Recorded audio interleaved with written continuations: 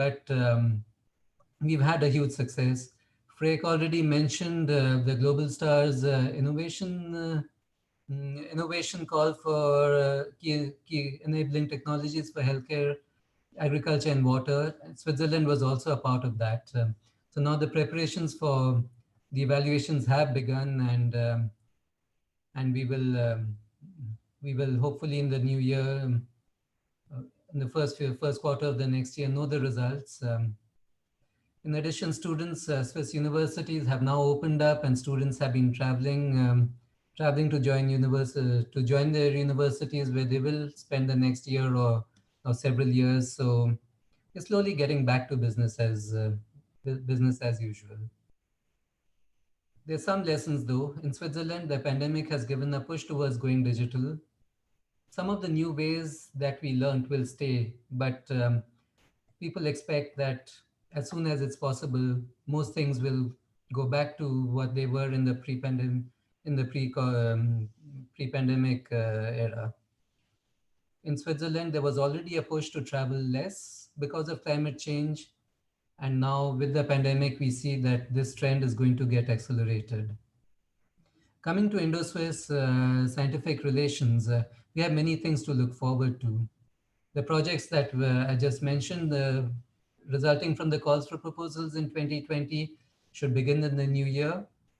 New calls for proposals are planned in the social sciences and climate research. India and Switzerland have had, over the past 7 years, a very successful program called the Academia Industry Training Camp. I think we've gone through 7 cycles of those. The objective is to bring PhD students or very young startups who maybe don't even call themselves startup together to spend a week in India and a week in Switzerland to learn the two different ecosystems. Lots of coaching.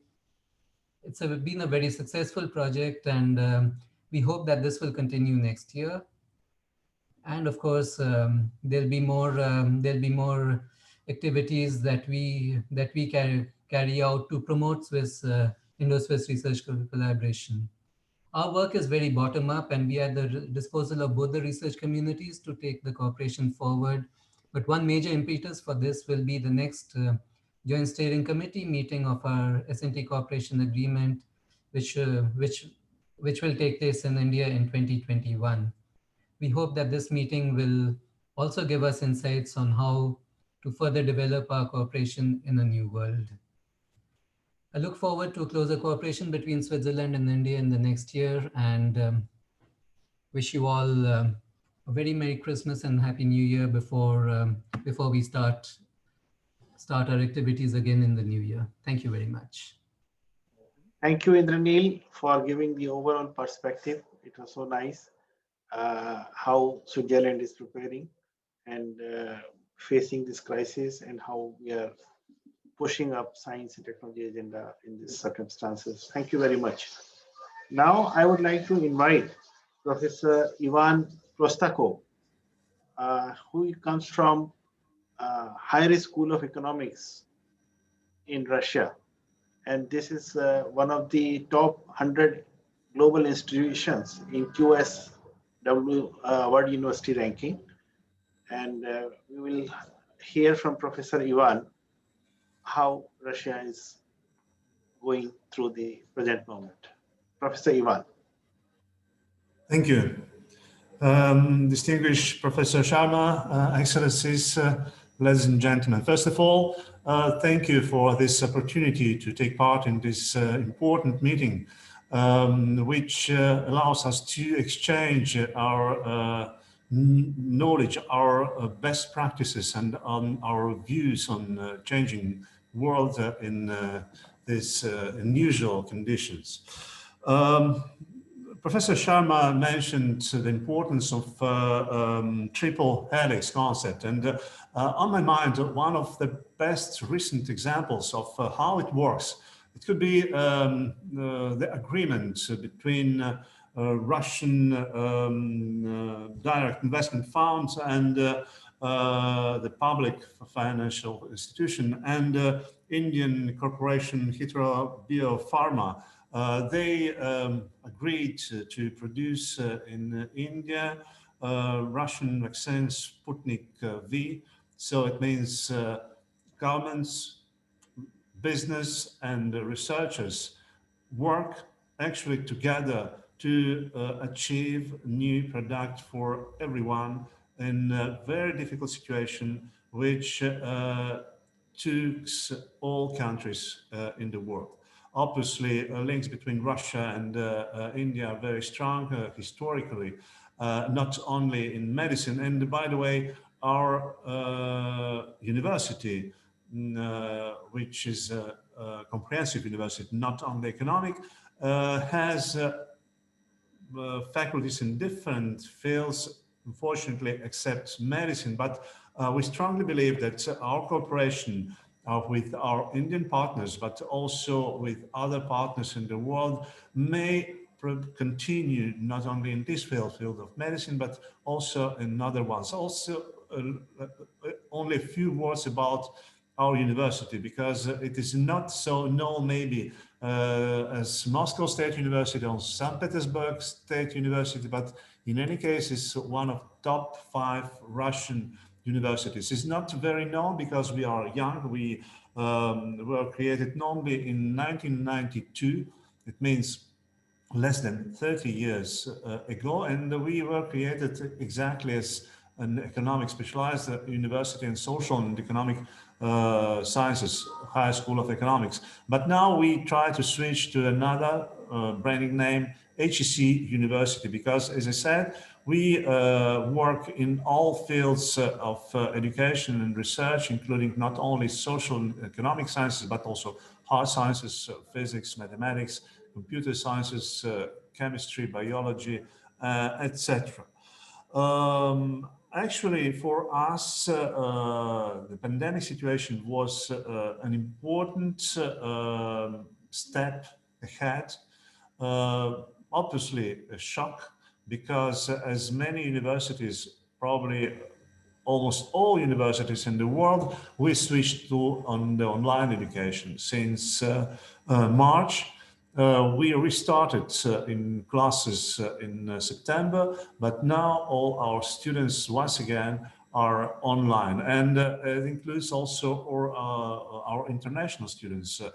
In our university, we have almost 50,000 students in 4 cities: Moscow, St. Petersburg, Perm, Nizhny Novgorod, including more than 5,000 international students. So more than the half of our international students, unfortunately, because we'd like to have it there in our campuses, unfortunately, they are abroad, they are at home and continue to study online.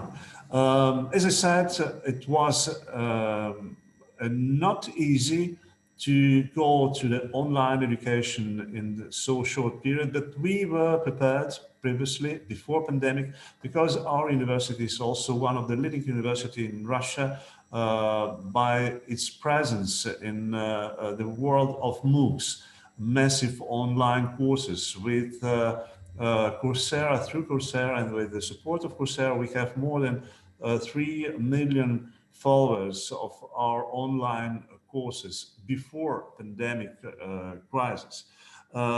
In this sense, we see now that obviously online education will extend its presence through the world, and in our university obviously too. We'll extend also academic mobility, academic international mobility. It means for students, but also for faculty members.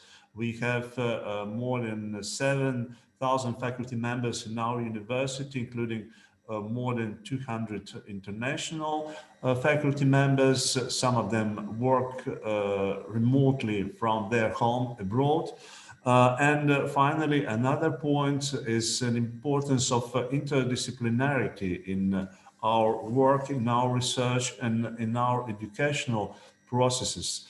Obviously, we talk a lot about digitalization, a lot of about importance of computer sciences and hard sciences now, but probably pandemic allows us and helps us to work more closely and to interact between social sciences and hard sciences. On our point of view, and if we think about new fields of cooperation with Indian partners, by the way, I'm very grateful to the Indian Embassy to Moscow for their help and cooperation. And with their help, we opened last year so-called Indian Corner in our universities, an important point of a reference point for our students, for our researchers, and a communication point with India and with the Indian Embassy, where we may organize different events, scientific educational events, when we have books and magazines on India. So we hope that we may expand our cooperation in different fields. Probably the obvious one is big data science. And last year, always before pandemic, we launched in our university the first international online master program on data science. It was a big success. Half of our online students for this course are international students from more than 20 countries, including India, obviously. So data science, but data science in a large point of view, including data science and social sciences, data sciences in education, in economics, and so on and so on.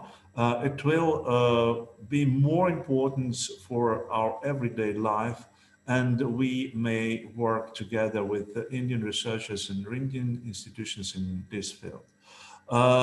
Foresight. Our university is a regional center of UNIDA, United Nations Industrial Development Organization, for technological foresight. It means that we are an important center for planning or for analyzing technological innovations and management of all these innovations.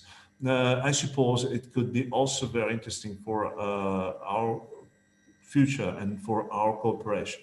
And finally, our university is a very important center for human capital research. And we participate in a very important Russian project, a consortium of four big Russian research institutions, including one of institution of Russian Academy of Science, on analyzing the potential, the human potential. In the time of pandemic, the theme of human beings, despite digitalization, is one of the crucial themes. Challenges that we see now in post-pandemic and the pandemic era are also very close to this concept of human capital. Once again, Professor Sharma mentioned also the importance of democratization of information. That's true. But at the same time, there is another very important side which could be a global challenge for all of us if we consider digitalization of the world and online education as something more or less permanent or an important element of our life, our research, and our education. So a new challenge is the so-called digital inequality. In our work, I mean university work, we see that in many countries, in many cities, even in many regions, there are some difficulties to accede to new digital products, to digital mobility, to digital education. It means that in the future, it will be also an important challenge, as many others which were mentioned by colleagues. We hope that our cooperation, and I'm really grateful that our Indian partners could gather together different countries, representatives and ambassadors from different countries. And I really hope that together we'll identify new tools, new challenges, and will succeed even in these difficult times. So I sincerely hope you a good new year, a happy new year, much better than the previous one. Thank you. Thank you, Professor Ivan, for this wonderful and enlightening talk from a very, very different perspective, because mostly here we have got either diplomats or diplomats dealing with science, and you have brought in a economist perspective. So thank you very much for this. It is now my pleasure to invite our colleague from Thailand, Professor Sridrup Song Sivalai, Permanent Secretary in the Ministry of Higher Education, Science, Research and Innovation. So, Professor, please. Okay. Actually, I'm not Professor Sridrup, actually. Can you hear me, everyone? Yes. Yes. Okay, great. The permanent secretary assigned me to have a talk as his. About the post-COVID era. Ministers, speakers, ladies and gentlemen, on behalf of the Ministry of Higher Education, Science, Research and Innovation of Thailand, I would like to thank the Minister of Health and Family Welfare, Science and Technology and Earth Science of the Kingdom of India for inviting Thailand to participate in this conclave. As we all know, the COVID-19 pandemic is a global catastrophic event that exposes social and economic vulnerability. It has a massive impact on all segments of the world and will continue to change the way we live. Thailand has been successful in controlling the COVID-19 situation from the beginning to the present. The success in controlling the spread of COVID-19 in Thailand owes to many factors: our universal public healthcare coverage system, a collaboration from Thai people and international collaboration, and public and private sectors collaboration. As for today's conclave, I would like to highlight some evidence on the coordinated management of COVID-19 crisis and how Thailand used the emerging science, technology, and research to combat COVID-19. The outline of the talk presents two main topics. The first topic is how Thai science, technology, and research strategies to manage post-COVID-19.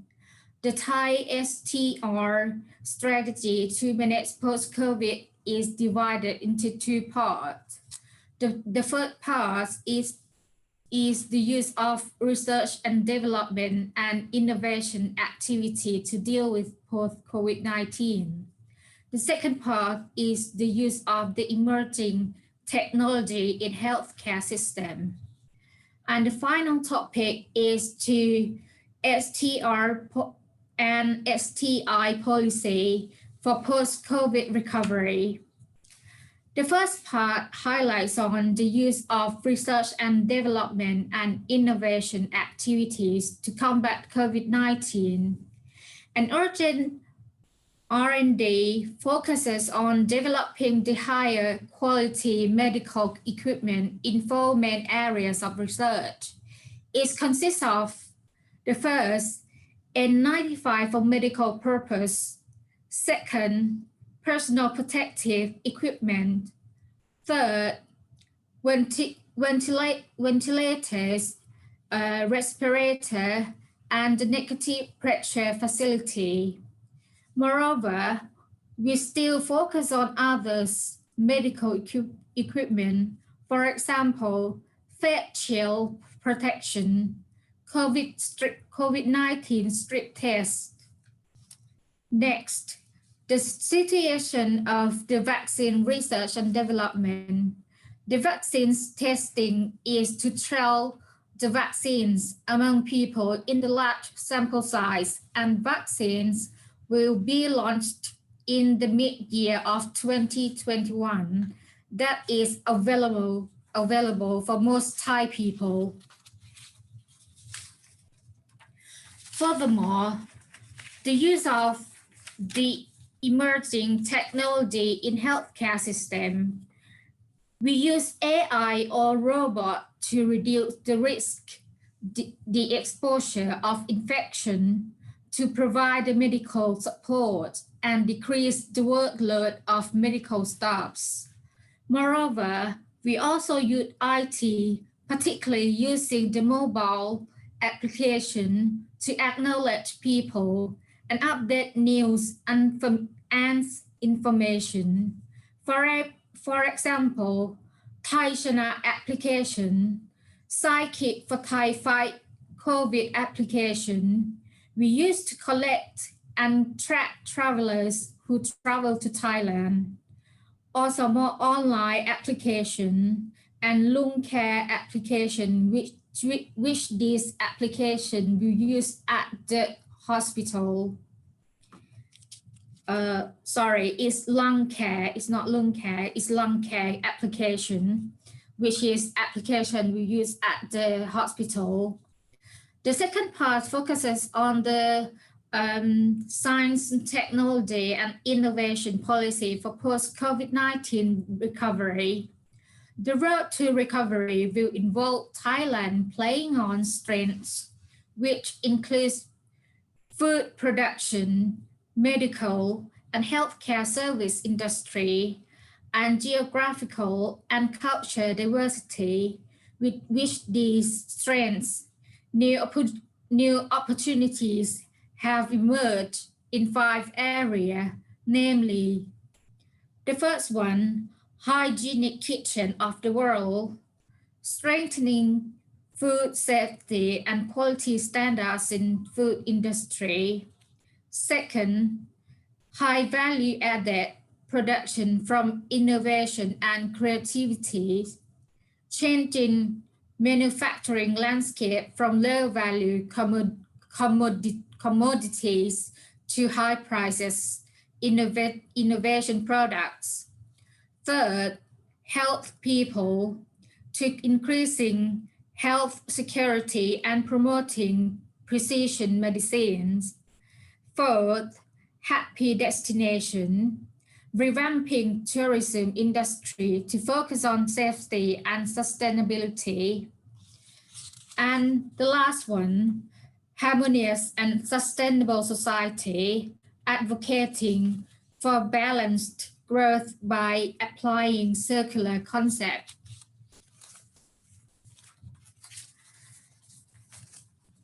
Minister, ladies and gentlemen, the year 2020 makes a decade of ambitious action for all of us to deliver collaborative action through the 4 purposed policy measures, namely, first, during the crisis, support research and development and innovation activity as well as skill development as part of emergency measures and recovery packages. Second, after the crisis, strengthen the budgetary commitments to support R&D, innovation, and human resource development activities and ensure that they are in line with sustainable development. Third, support a system approach to policy making that includes natural science, engineering, social science, and humanity, as well as promoting cross-ministry collaboration and public-private partnership. And last one, ensure international cooperation and coordinated policy response. In particular, support for research and development of vaccines and medications, and ensure inclusive access to affordable essential medicines and vaccines for all, as well as building resilience system to cope with national and global health risk and crisis in the future. Well, finally, I would like to all of you to have a Merry Christmas, a Happy New Year, and I wish all of you have all the best all year round for next year and forever, actually, and be safe from all virus, even COVID-19 or even other virus. Thank you. Thank you, Madam, for your remark and how Thailand is approaching this pandemic. Now, I'll request my IT team to show us the video message we have received from Indonesia. So IT team, please.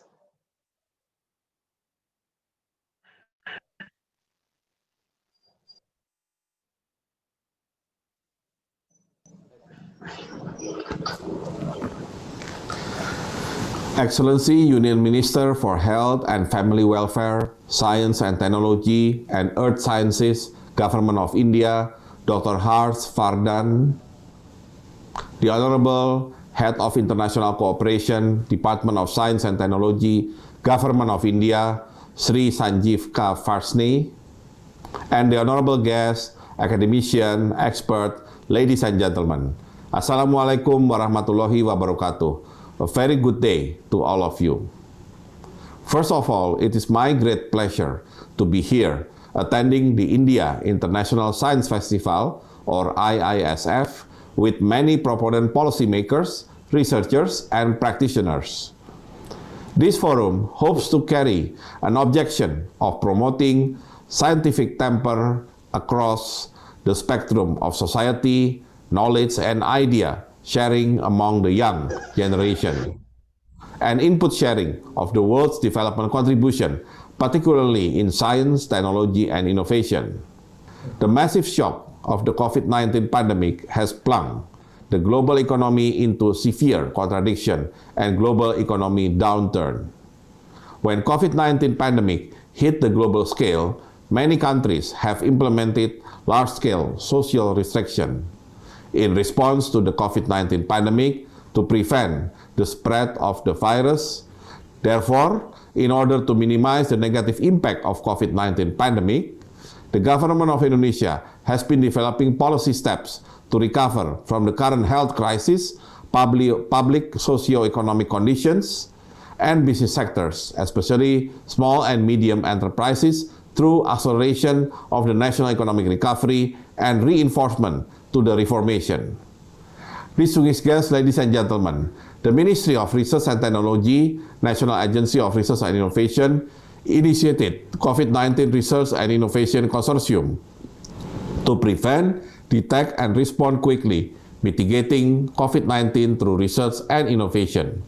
The form of the consortium is the proper example of the synergy between multidisciplinary stakeholders such as government, university, non-ministerial government institution, industry, diaspora, professional association, and hospital. The consortium had made over 61 products to handle and respond to COVID-19 pandemic. The launch of consortium research and innovation products can be interpreted as the rising of Indonesian innovation. Domestic research and innovation products are expected to answer the needs of Indonesia, not only during the pandemic, but also for the long-term needs. Product development for strengthening tracing, testing, and treatment is the main priority.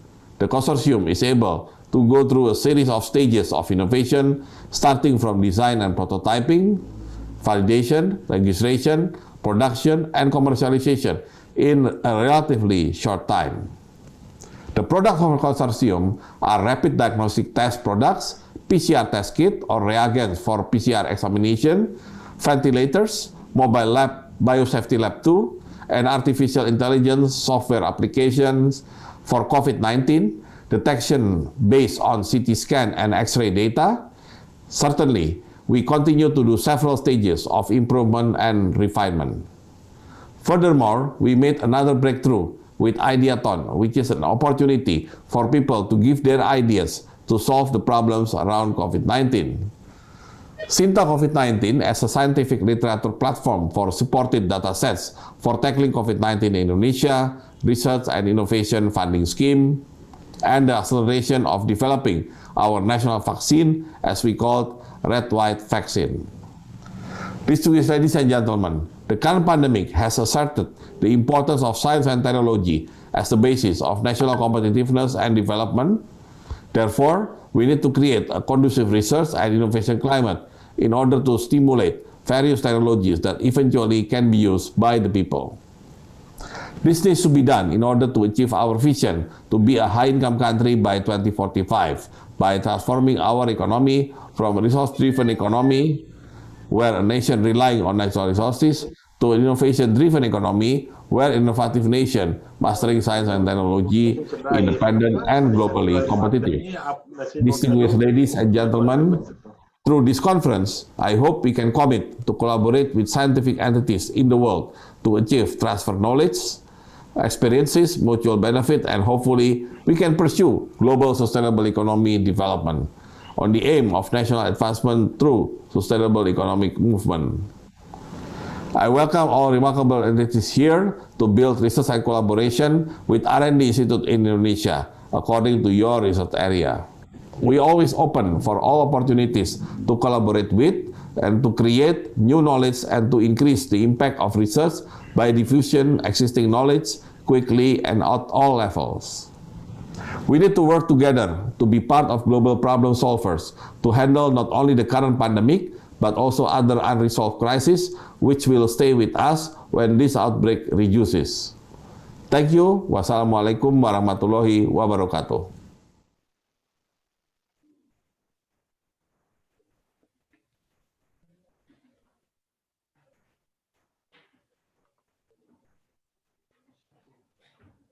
Thank you very much, Vita, for relaying this Indonesian message. Friends, we have still some time left. This session is, we have got at least half an hour more.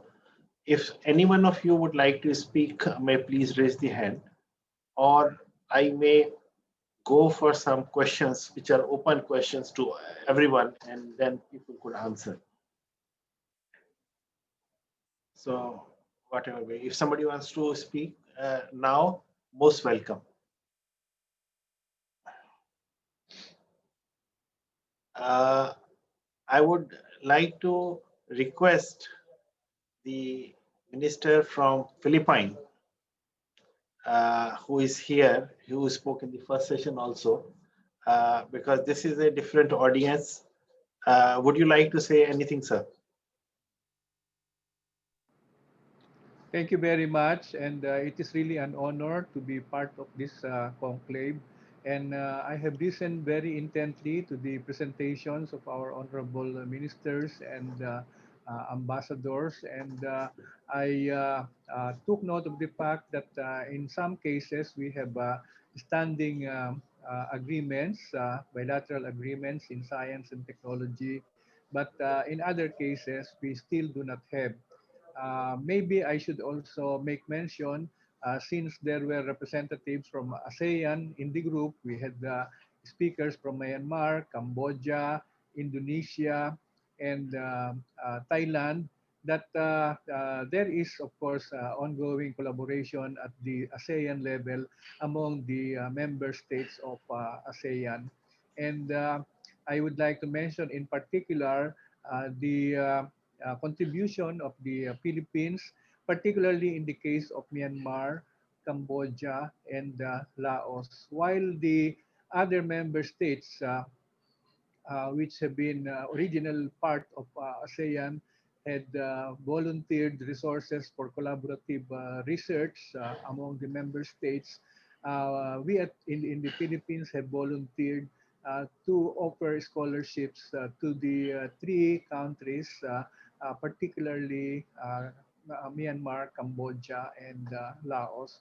So it has been going on now for almost the fourth year, where MS and PhD students go to the Philippines under a scholarship of the Philippine government, and that has been much appreciated.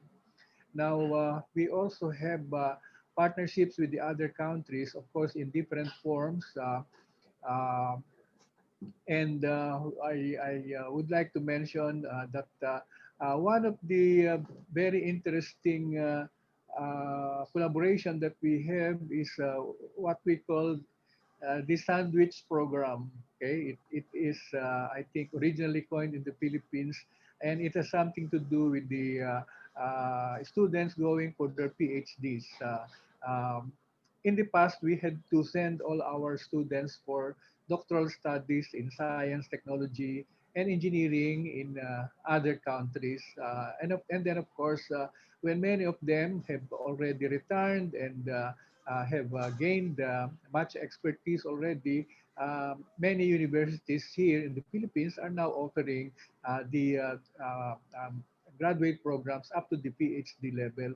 But we have encouraged collaboration by way of the sandwich program, wherein they will do the academic courses in the universities in the Philippines, but find a partner or somebody in maybe in a more developed country to spend his thesis and dissertation time with that particular partner country, a researcher or professor, and they usually take care of the research part. Of course, we take care of the students' travel and maintenance, but the research part usually, since it is part of the bigger program of research in that university, is already funded by that university. And so they come home after their thesis and dissertation, and they get their academic degrees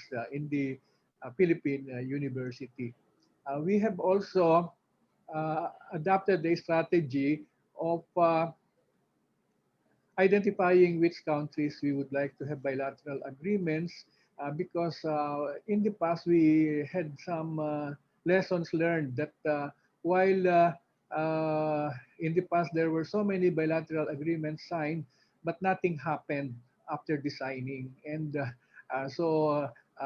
what we did was to identify which countries we would like to be partnering in what areas, and prepare the resources needed for that.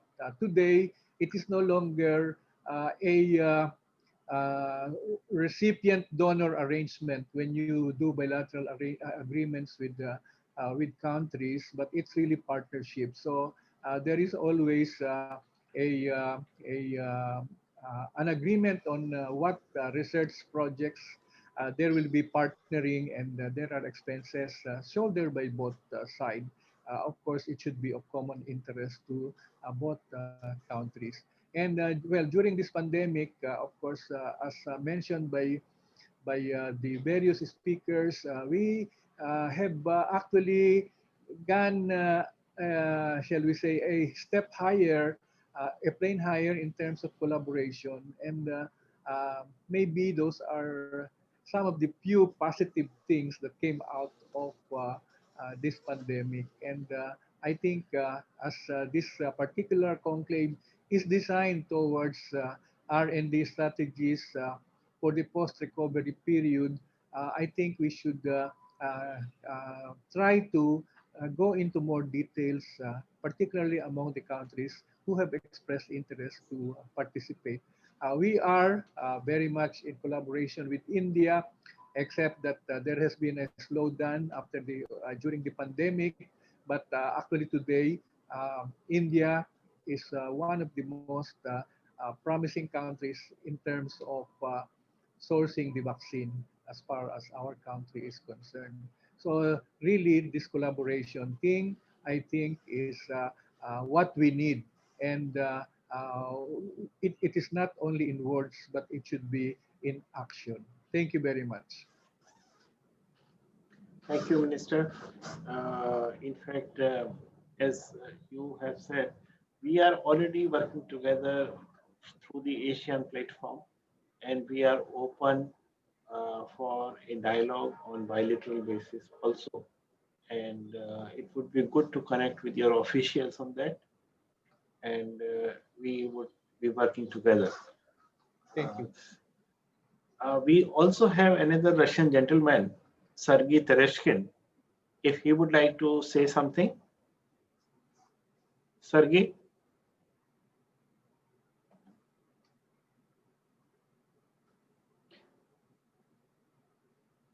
I think he's not there right now. So in that situation, I would like to have a question and would request each one of you to respond. You know, this has been the trying time, and all nations are working against this pandemic. What could be the possible ways to share our technology achievement so that resources can have additive effects to teach technology heights? So it's an open question, and I'll seek volunteers who would like to take what is their perception on this.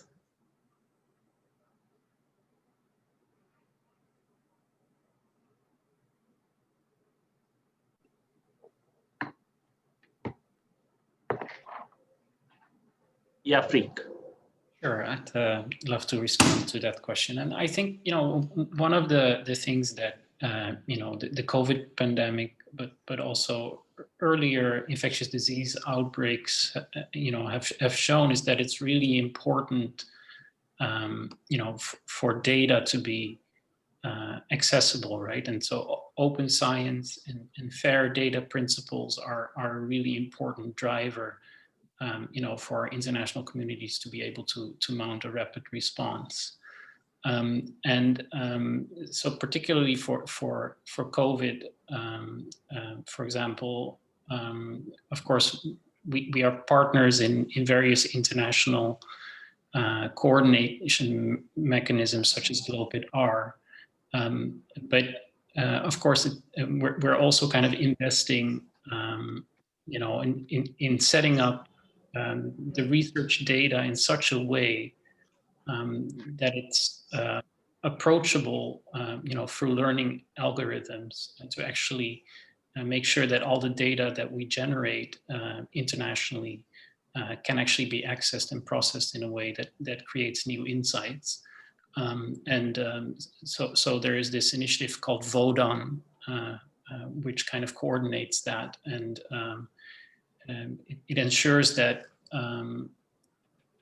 you know, that data is accessible in a way to algorithms that also preserves privacy, which of course is very important. So I think it's these types of coordination mechanisms and tools that really allow us to contribute to a common challenge in a practical way. And then, of course, you know, one of the other things that has really been highlighted, and especially if you look, of course, at the important role that India stands to play, right, and when it comes to the production, but also the development of new vaccines, is how important it is to kind of ensure, you know, that you have strong, you know, bilateral ties, but also linkages. And I think the vaccine space is a good example of that, where you know, our countries have very strong historic ties, and those ties also kind of allow you to really rapidly scale up and build the partnerships that you need to actually be able to address challenges like those posed to us by COVID. Thank you, Freak. Anyone else would like to take it? Okay, so do you think it would be a good idea if we link up our technology incubators to develop affordable, adaptable, and sustainable technologies.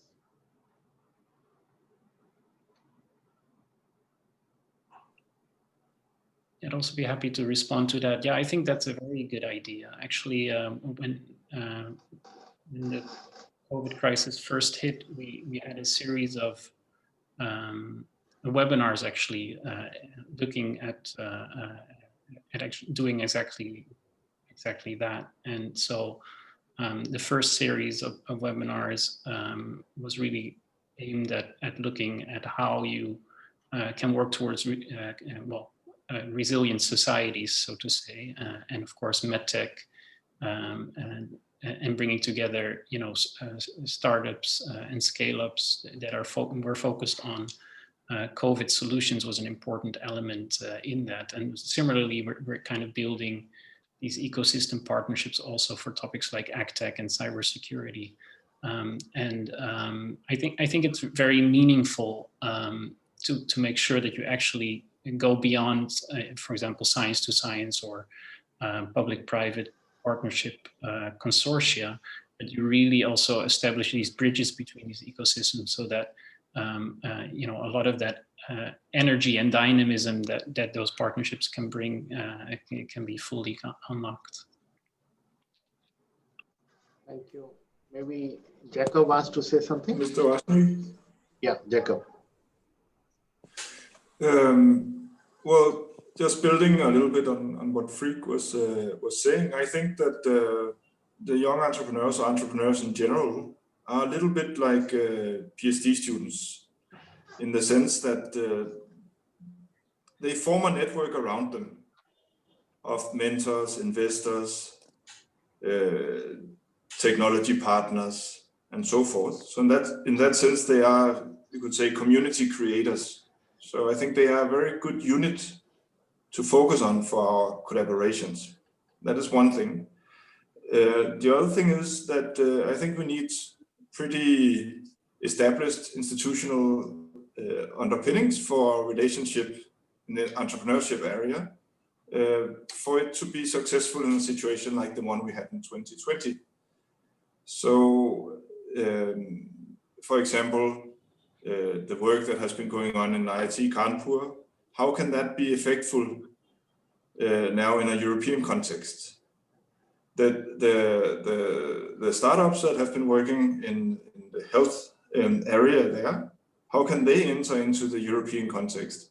For example, I think it is not it is not about getting on a plane. It's about having a receiving environment in the European setting that can help them partner with the right people, with the right financing, and structure their products and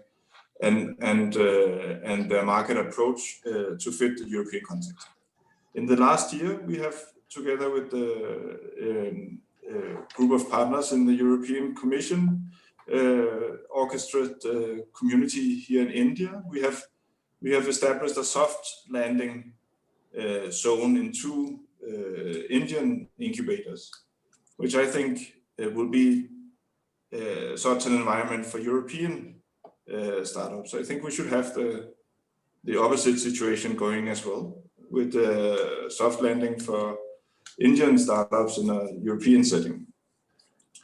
I think it's really important that we are providing the entrepreneurs with the network and facilities in the different ecosystems in which we want them to have impact, just like we would in exchanging PhD students. Thank you. Thank you, Jacob. So, would panelists, yeah, Indranil, yeah. I think there's something that we've been doing between Switzerland and India for quite a while, and one of the focus areas for Swiss Next India is this entrepreneurship and innovation. And I mentioned the academia industry training camps. I think they've been extremely successful in that. The last we counted, about 40% of the graduates of the camp have actually created startups, and both in India and in Switzerland, they talk to each other. we have done, we've taken several groups of incubation managers, VC venture capitalists to Switzerland for them to also learn the ecosystem there. And we receive those from Switzerland very regularly also. So this is kind of business as usual for us. That's what I'd like to say. Thank you, Indranil. If anybody would like to say anything at this moment.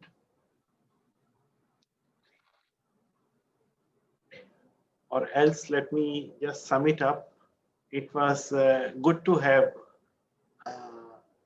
European flavor to the discussions which we had. In the morning, we had mostly Asian representatives. They were ministers from our East. And now we have Russian, Swiss, Dutch, Italian, and Danish experiences in this session, besides the minister from Philippines who also attended and graced this function. And of course, Thailand and Indonesia, sorry, I forgot. So it was a wonderful experience sharing you all. And we look forward for much more intense partnerships in time to come.